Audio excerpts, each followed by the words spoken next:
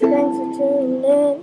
This is Conscious Class here to teach you about math. What's up? How's it going? We're going to look at finding the area of parallelograms and trapezoids. On the cover, you're going to see a parallelogram, and on the bottom, you're going to see a trapezoid here. And the goal is when you're done with this to measure these.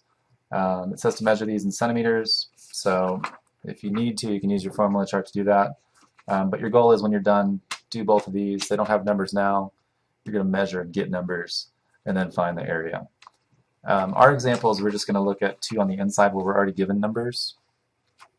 These are examples that have already been kind of scaled down so they fit on the paper. Obviously 14 feet is much, much bigger than this. So let's just start on the left. We're going to look at parallelograms. The first thing I want to add to this is just how have other people been finding the area of parallelograms for a long, long time? They've just been using a simple formula.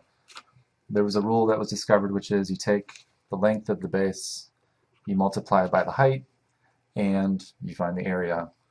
That should sound really similar. It's just like a rectangle. The difference is, if you look here, on a parallelogram you would probably have three different measurements. You'd measure the outside walls or sides, and then you would probably want to know too the perpendicular height. For our formula, we're looking for the base, and we're looking for the height. One thing you can do whenever you look at any shape, if you're given numbers, that right angle is going to tell you the base and the height. So my base is 14 feet, and then perpendicular to the 14 is the height, which is 13 feet. And what that means is this 15, for the purpose of solving for the area, is extraneous. We do not need it. All we need to do is multiply 14 times 13. That number is the area. That's it. So the only trick really is, of the three numbers, or if you were given a blank parallelogram, what do you need to measure to find area? You need to measure a base, and then from that base measure perpendicularly straight up to find the height. Capiche? Alright. So then let's look at trapezoids. Trapezoids, if you look at the formula, it looks crazy. So you're going to see something that looks like 1/2 b1 plus b2, and then there's an h at the end. So you can put a little dot there. You actually put a dot there too. So we just want to multiply half of the bases times the height. Weird, right? I want you to focus on this part, so I'm going to translate it for you. When we find the area of a trapezoid, we're going to multiply the average of the two bases by the perpendicular height. So I'm going to go ahead and box that part. Average of the two bases. Average of the two bases by the perpendicular height. So we should be able to look at this and see the perpendicular height, right? It's that number going straight up from the 16 to the 10. So I don't know why I'm writing a 16. It must be because I just said it.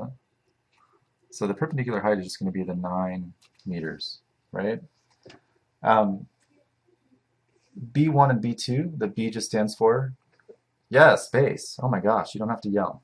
So base 1 and base 2. So base 1 and base 2 are just going to connect using the height, right? So I could turn it, and 10 could be base 1, and base 2 could be 16, or I could say base 1 is 16 and base 2 is 10. It really doesn't matter which one. So I just pick one, and then I write the other, and that's it. So I need a base. I have two of them. If you kind of think about a trapezoid, right? There's a long side usually, and then there's a shorter side.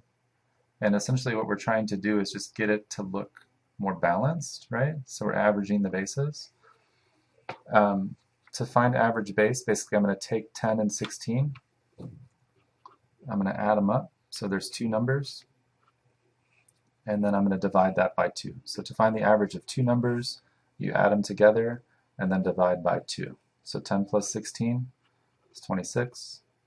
Divided by 2 is 13. So essentially what that's doing is instead of now having a long side and a short side, you're averaging them, so the top and the bottom are both the same. If you're looking at the picture, what you're not going to need are the 14s. Those are extraneous. They're not the bases, they're not the heights, they're just numbers that could maybe help us describe the shape in a different way. So now I have my average base is 13, my height is 9, and I'm just going to do 13 times 9 in order to find my area. These are just kind of starter problems. I want you to see what you can get done. You do have answer choices at the bottom, so that should make things a little bit easier.